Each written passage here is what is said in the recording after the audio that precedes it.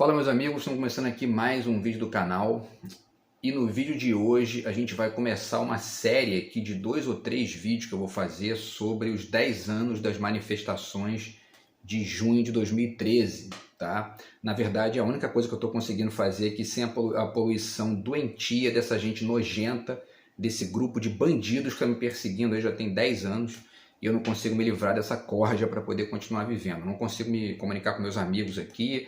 Tudo tem a poluição deles, eles enfiam ali a verborragia doentia deles em tudo.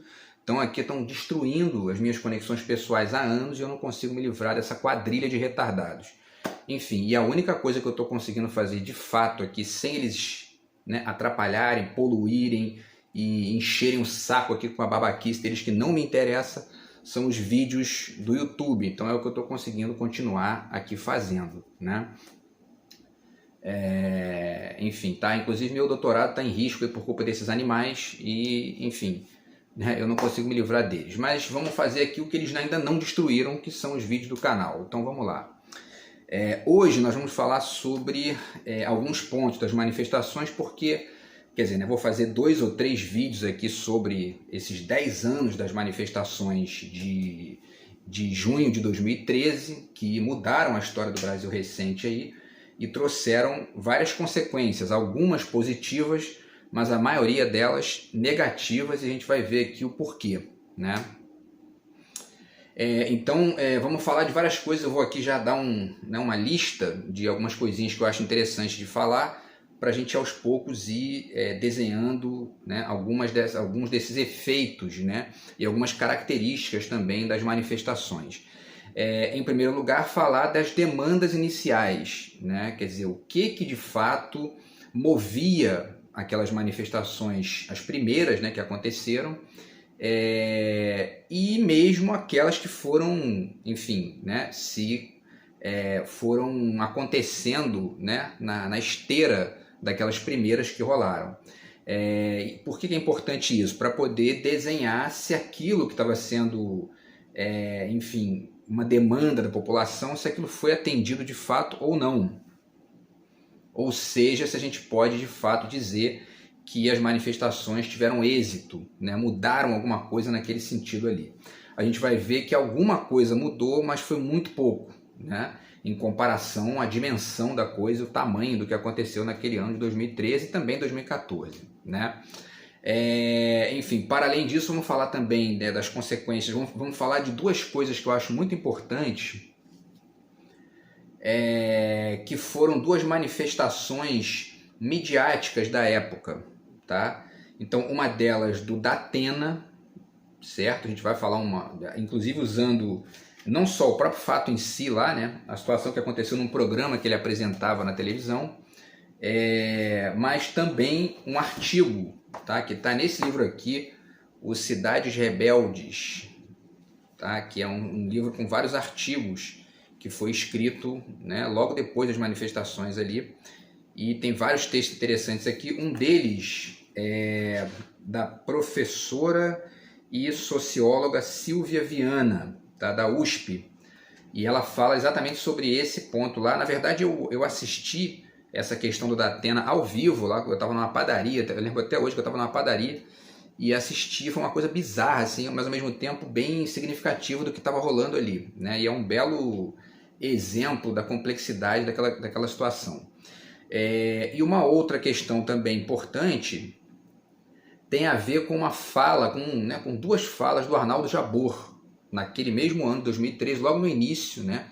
Na primeira delas, ele, enfim, descasca em cima dos manifestantes, xinga todo mundo, ofende, e na segunda diz que errou e tal. Menos de uma semana depois ele errou, não, né? Então a gente vai ver, né, vou fazer uma análise aqui, uma reflexão, né, sobre alguns pontos da fala dele para mostrar o quanto que, né, aquilo tem de conexão ou não com a questão, né, das manifestações, tá? Então, pessoal, e além disso, né, vamos falar também de outros efeitos, né, que rolaram, inclusive com a ascensão do bolsonarismo, né, que é, evidentemente, que talvez seja aí a consequência mais evidente, mais grave daquele evento, né? junto com a Lava Jato também, que foi na verdade provavelmente o ovo da serpente ali, né, que gerou o bolsonarismo. Tá? A gente vai tentar entender aqui como que isso gerou o bolsonarismo. Inclusive se esse nome bolsonarismo faz algum sentido, né, porque ele parece ser uma espécie de resumo meio tosco de algo que é mais complexo, né, e que tem características na história do Brasil, que não é algo exatamente novo, né, mas enfim, que ao mesmo tempo demanda aí uma reflexão, porque é a conexão de algumas questões aí que já são antigas, mas que geraram esse monstro aí, né, diferente, estranho, e que tem, enfim, e que é uma das consequências daquela movimentação toda lá, tá? E por último, quer dizer, vamos falar também da questão da conexão entre as redes sociais e as ruas, que foi uma questão muito discutida naquela época, né? E finalmente fazer uma reflexão sobre um texto do Zizek, né? Vou mostrar de novo aqui, tá? Tem um texto do Zizek aqui no final desse livro que ele faz uma análise, né? Faz uma ponderação, uma reflexão sobre as manifestações brasileiras, sobre a Primavera Árabe e sobre o Occupy Wall Street, que foram questões que aconteceram mais ou menos ao mesmo tempo ali e que, enfim, pareciam representar algum tipo de modificação enfim, na questão mundial e tal, tá? E a gente vai ver que tem algumas coisas que ele fala que são muito procedentes, que tem muita conexão, né, ele tem um olhar muito arguto, né, em cima do que rolou ali, mas ao mesmo tempo ele faz alguns comentários bem específicos sobre o Brasil que mostram, né, que é preciso você conhecer a questão local para poder desenhar melhor, né, o fato, né? E o Zizek não é brasileiro, ele é esloveno, né?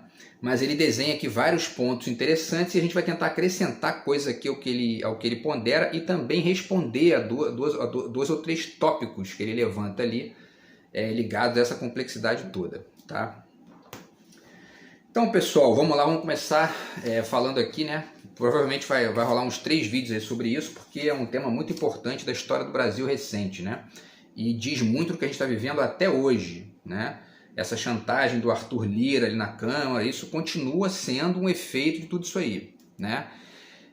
Mas enfim, vamos lá, né? As manifestações, tá, de 2013, elas começaram, né? Inclusive eu escrevi um artigo sobre isso também na época, no ano seguinte, né, 2014, e peguei também, reli o artigo aqui, tem umas 30 e poucas páginas, fiz algumas anotações e vou trocar essas ideias com vocês também, tá? Então, enfim, as manifestações de 2013, todo mundo sabe, começaram por conta do aumento das passagens de ônibus, né? Foi um aumento de 20 centavos na época e isso gerou, né, manifestações contrárias, né, à exigência de que o preço fosse, né, o aumento fosse cancelado, e ao mesmo tempo isso foi pego por um movimento que foi o MPL, né, não confundir com o MBL, que são esses reacionáriozinhos aí, mas é o MPL, tá? Que era o movimento do passe livre. O que é isso, o movimento do passe livre, né? É a exigência, é um movimento que busca, né, exigir do poder público que transforme o transporte público naquilo que ele de fato é e tem que ser, público, portanto gratuito e de qualidade para as pessoas, né? Isso com o objetivo de melhorar a mobilidade urbana, com o objetivo de, enfim, de ampliar o serviço para a maioria da população, porque tem muita gente que não se diverte porque não tem dinheiro para pagar passagem de ônibus, tem muita gente que não procura emprego porque não consegue, né, acessar os meios de transporte público, ônibus, enfim, trens, barcas e tal, né? E, enfim, não consegue ampliar, né, a sua vida em sociedade por conta das limitações geradas pelo preço caro das passagens. Ao mesmo tempo, a gente vive no Brasil, né, uma retórica e uma hegemonia de um certo discurso neoliberal pobre, né, que é um discurso, a gente já falou várias vezes aqui em vários vídeos do canal, ingênuo, medíocre, em muitos níveis medíocre, né, porque ele inclusive não é aplicado e sustentado por ninguém no mundo, nem pelos Estados Unidos, né? E, enfim, e isso só gera um encarecimento das coisas, né, para a população brasileira, em quase todos os níveis, né? A direita governou agora durante 6 anos com golpe, né? Porque sem golpe eles não ganham a eleição. Justamente porque quando eles ganham, eles aumentam o custo de vida da população, eles geram desemprego, inflação, e tudo isso que a gente viu aí nos últimos anos com Temer e Bolsonaro, né? Agora, nos estados e municípios, né, e nas câmaras e no Congresso e no Senado, eles hegemonizam sempre, e isso atrasa, né, qualquer tipo de melhoria para a gente aqui. E aí muita gente, enfim, né, foi para a mídia dizer que não, isso é inviável, é completamente inviável, não dá para fazer transporte público gratuito, porque isso vai custar muito dinheiro, né? E o MPL foi para a mídia, porque começou a ganhar, né, uma certa visibilidade, graças às manifestações, foi para a mídia e defendeu essa tese e apresentou vários exemplos, né, do quanto que isso é uma farsa, né? Que é possível fazer o transporte público gratuito e que existem várias alternativas para isso. Então vamos ver agora, na verdade, vamos falar de um efeito. O primeiro efeito aqui dessa série de vídeos que a gente está fazendo das manifestações, que foi um efeito, talvez seja o único efeito que de fato foi positivo, ainda que ele seja muito setorizado, tá? Que é o efeito de que algumas cidades no Brasil adotaram o passe livre, adotaram o transporte gratuito, né, público gratuito de qualidade para todo mundo. Então vamos lá, hoje, depois do movimento do passe livre, das manifestações de 2013, etc., 67 cidades do Brasil possuem o tarifa zero, certo? Então, hoje 67 cidades no Brasil praticam, né, a tarifa zero. Vamos dar alguns exemplos, tá? Por exemplo, a cidade de Caucaia, no Ceará, que é o segundo maior município do Ceará, é o segundo município mais populoso de lá, certo? E a demanda, olha só que interessante, a demanda por transporte público na cidade aumentou de 505 mil para 2 milhões e 200 mil pessoas, né? Enfim, transitando, usando o transporte público depois que o transporte ficou gratuito, né? Olha só, isso significa que tinha ali uma defasagem de 1,5 milhão de demanda, né? Quer dizer, foi para 4 vezes o que era, né? Enfim, né? 500 mil para 2 milhões e 200, né? Aumentou, né? Você multiplica 500 mil por 4, dá 2 milhões e 200, ou seja, dá até mais de 4 vezes ali, né, o que havia. Isso significa o quê? Que havia de fato um gargalo ali, né? Muita gente que não utilizava o transporte por conta do preço, né? Vamos falar de outros exemplos aqui. A cidade de Maricá, no Rio de Janeiro, também passou a praticar a tarifa zero e a demanda aumentou 6 vezes, certo? O custo mensal é de 10 a 12 milhões de reais, né? 160 milhões de reais por ano que entram na economia local. E aí é que é uma questão interessante, né? Que essa questão do passe livre demonstra através desses estudos e dessas experiências. As pessoas estão pagando a passagem com dinheiro, obviamente, né? Quando elas não gastam mais esse dinheiro com a passagem, elas passam a gastar em outros lugares, né? Quer dizer, o sujeito gasta ali, de repente, né? Tá ali, aqui no Rio de Janeiro, por exemplo, a passagem é R$ 4,30. Você gasta R$ 8,60 num dia de uma ida e volta, né? 8 vezes 5, 40, 40 vezes 5, 200. São R$200, R$220, né? Por aí, em média, que você vai injetar em outros lugares da economia, né?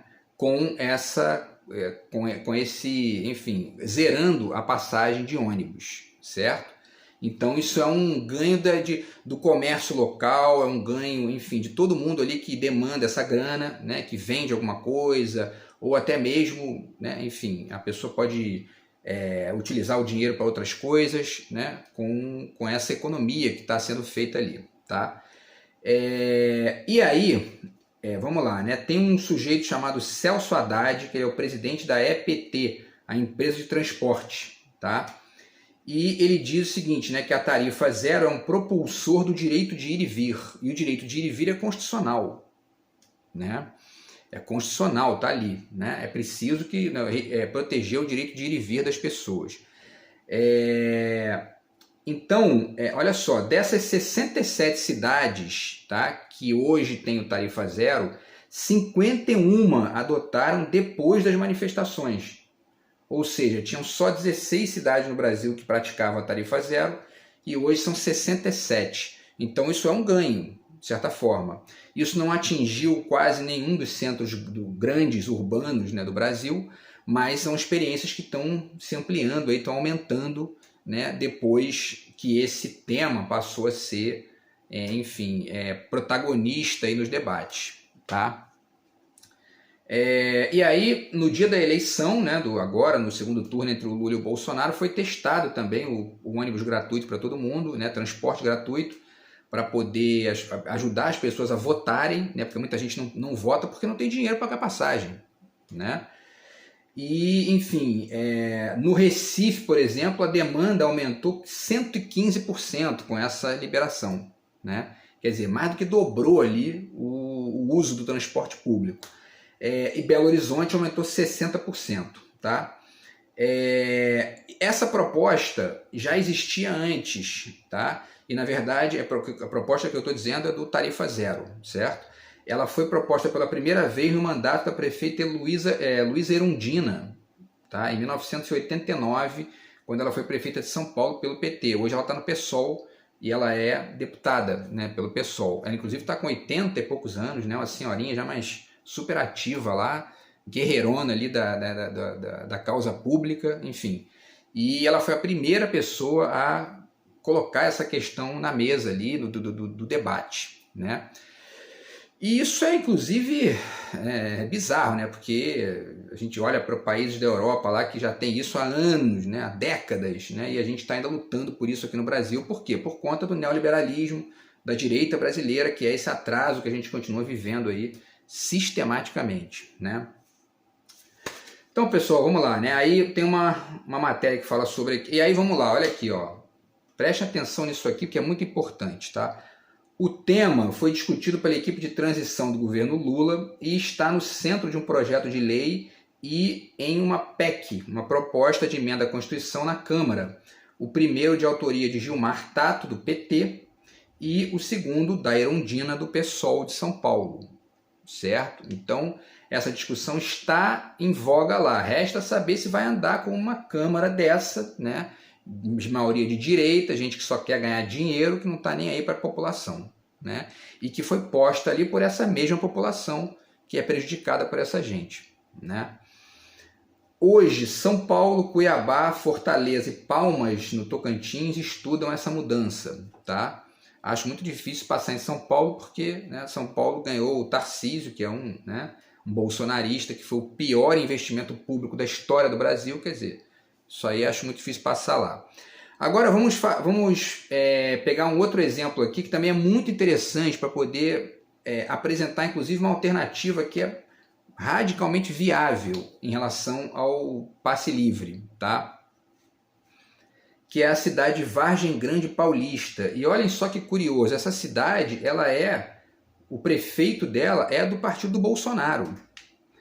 O que mostra o quanto que é uma questão, né, estranha. Às vezes acontecem algumas bizarrices, né, no jogo político brasileiro que a gente não consegue compreender. Né? Como é que um sujeito que é do partido do Bolsonaro, que é um sujeito que colocou o Paulo Guedes como ministro da Economia, um privatista de carteirinha, né, defende e sustenta uma tarifa zero, lá, transporte público gratuito e bancado pelo Estado. Né? Vamos ver aqui as consequências disso. Olha só, porque tem uns dados aqui muito interessantes. Tá? Quem banca parte desse tarifa zero na cidade de Vargem Grande Paulista são os empresários. Tá?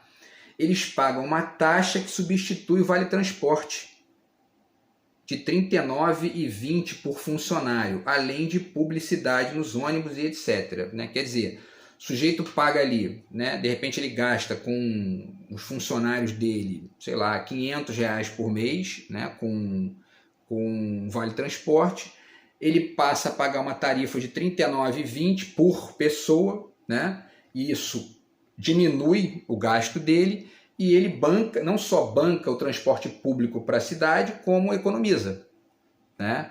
Quer dizer, porque eu fiz o cálculo aqui, são 200 e poucos reais aí, né, no Rio de Janeiro, por exemplo, que é um preço médio aí. Se o sujeito passa a pagar 39, ele está economizando 160 reais por mês por funcionário. E ele está bancando transporte público gratuito para a cidade. Obviamente que isso é uma parte do investimento necessário, né? O restante vem dos impostos, vem né, e de outras... enfim, vem de um governo ali que seja realmente conectado com a coisa pública. O que não existe na direita brasileira. A direita brasileira é absolutamente desconectada disso. Você vê a verborragia, a gente já falou disso aqui várias vezes, a verborragia da direita brasileira é toda sistematicamente contra o Estado, Estado mínimo, imposto é uma porcaria, né, e tal, enfim. Né? E aí colocar essa gente lá é prejuízo, né? Então, se tiver um governo conectado com a coisa pública, olha aí, há uma exceção aqui, né? Enfim, nesse caso o transporte, que é esse prefeito aqui, Josué Ramos, do PL, tá? De Vargem Grande Paulista. E aí ele diz o seguinte, ó, ele deu um depoimento, né? Vamos ver o tempo aqui. É uma questão muito maior do que a de mobilidade. Existe a questão social. Né? A direita falando em social, coisa rara. Existe a questão social e a de geração de recursos, porque na hora que eu implantei a tarifa zero, aumentou o gasto no comércio e a arrecadação de ICMS, de ISS, etc. Né? Quer dizer, não só os comerciantes ganham, né, porque as pessoas passam a consumir esse dinheiro em outros lugares, né, quer dizer, gastar esse dinheiro com consumo em outros lugares, mas a própria prefeitura também lucra, porque aumentando o consumo do comércio, você ganha mais no imposto. Né? Então isso é um círculo que acaba gerando, né, a ausência de prejuízo. Olha como é que a coisa funciona. Né? Então já tem duas coisas interessantes, né, que a gente pode ponderar aqui como, enfim, como partes de um projeto possível para tarifa zero. Né? Que uma taxa paga pelos empresários. Imagina no Rio de Janeiro, né, que tem milhares de empresários, talvez milhões aí de empresários, que estão gastando com Vale Transporte, vão economizar com isso e vão dar uma grana preta, né, para poder, porque isso vai gerar uma arrecadação grande ali, e isso sustenta parte do transporte público para a cidade. Né? E além disso, isso gera também aumento do comércio, aumento do consumo no comércio e aumento de impostos, etc. Então, a coisa se mantém no círculo ali do jogo. Né? Então, essa ideia e ao contrário disso, privatizar, né? Porque inclusive existe uma outra consequência que não está só no dinheiro, né? Que é o aumento da mobilidade social para muita gente que não consome, enfim, ou melhor, né, não utiliza, né, o transporte público porque não tem dinheiro. Né? Você vê, R$200 por mês, né, não é qualquer um que tem esse dinheiro, muita gente ganha um salário mínimo, não tem como gastar com transporte. Né? E aí essas pessoas vão passar, você vê aqui, né, duas cidades, uma teve um aumento de 4 vezes, quase 4 vezes e meia aqui, a demanda, e uma outra teve 6 vezes de aumento de demanda por conta da gratuidade. Então, quer dizer, é um projeto viável que deve ser pensado pelas autoridades aí, né? E isso já está sendo feito, já tem medida provisória lá do Lula e da Erundina para poder pensar isso, tá? E aí, para finalizar, existe essa questão, né? Existe uma emenda à Constituição, a emenda 90 de 2015, que passou a garantir o transporte como um direito social, inscrito no artigo 6º da Constituição. Tá? Então, quer dizer, né, é muito importante ponderar, inclusive, as conexões jurídicas disso, né? As conexões que isso tem com a lei, com a Constituição e tudo mais, porque isso ajuda aí a defender a ideia. Tá? Então, pessoal, finalizamos essa questão aqui, né? Deixa eu ver aqui se falta alguma coisa. É isso. Tá? Em relação ao transporte, né? A questão do passe livre, houve algumas melhorias, 50 e... deixa eu ver aqui. 51 cidades adotaram depois das manifestações, hoje são 67, se somaram as 16 que tinham, né? E, enfim, isso está sendo ampliado aos poucos aí, né? Essa é a herança que a gente pode chamar de positiva, tá? Agora vamos falar da herança negativa. Vamos começar a falar hoje e aí no vídeo de amanhã a gente continua aqui, tá? Refletindo e ponderando também essas duas falas, né? Que eu vou fazer isso para o vídeo de amanhã, tá? Para refletir a fala da Atena e a fala do Jabor, fazendo essa reflexão, tá? Sobre as duas, certo? Por hoje, a gente apenas finaliza aqui com uma questão, que é a da conexão entre as redes sociais e a rua, porque essa foi a tônica do início das manifestações, tá? Então, as manifestações aconteceram em 2013, né? Portanto tem 10 anos, e ali estava havendo, né? Já era recente o boom dos celulares, né? E os celulares passaram a ser formas de utilização da cidadania no espaço público, né? Além de outras formas de usar, né? Porque, enfim, essas formas são potencialmente infinitas, mas do ponto de vista político, elas geraram esse boom dos celulares gerou a possibilidade que as pessoas tirassem fotos dos acontecimentos e participassem do evento de maneira direta, cobrindo o acontecimento e gerando ali material para ser depois comparado com a grande mídia, né? Que até aquele momento praticamente hegemonizava, né, qualquer tipo de representação ali, ou imagética, ou visual, enfim, ou simbólica, narrativa dos acontecimentos, né? Então você tinha ali, isso aconteceu no início das manifestações, milhares de pessoas nas ruas, né? Chegou a 1 milhão, né? E a maioria com o celular na mão, cobrindo, tirando foto, enfim, né? Publicando isso nas redes sociais, e isso foi gerando, né, uma massa de informação ali que potencialmente serviu, né, para poder, pelo menos, gerar algum tipo de contraponto possível para as pessoas em relação ao discurso hegemônico da grande mídia. Isso funciona, né? É preciso refletir porque, no geral, não funcionou da maneira devida, né? Só para finalizar o vídeo de hoje, tem uma frase aqui, esse livro aqui, que fala justamente desse assunto, né, dos celulares e tal, que é o Cultura da Convergência, tá? Do Henry Jenkins, certo? Ele trabalha alguns conceitos aqui, né? E um desses conceitos é uma coisa que ele chama de inteligência coletiva, que eu acho que é meio discutível isso, tá? Ele diz aqui na página 30, né?